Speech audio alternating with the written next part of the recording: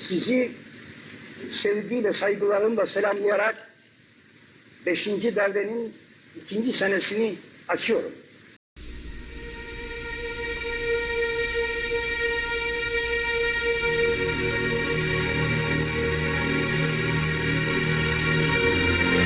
Bugün Cumhuriyetimizin 10. yılını doldurdum. En büyük bayramdır. Kutlu olsun.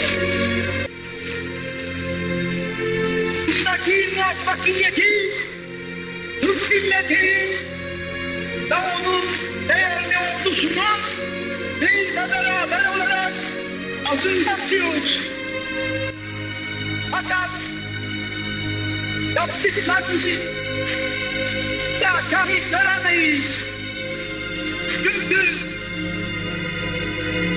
daha çok ve daha büyük işler yapmak mecburiyet ve azmindeyiz.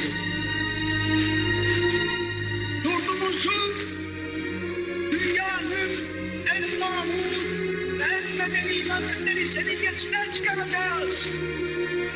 Milletimizi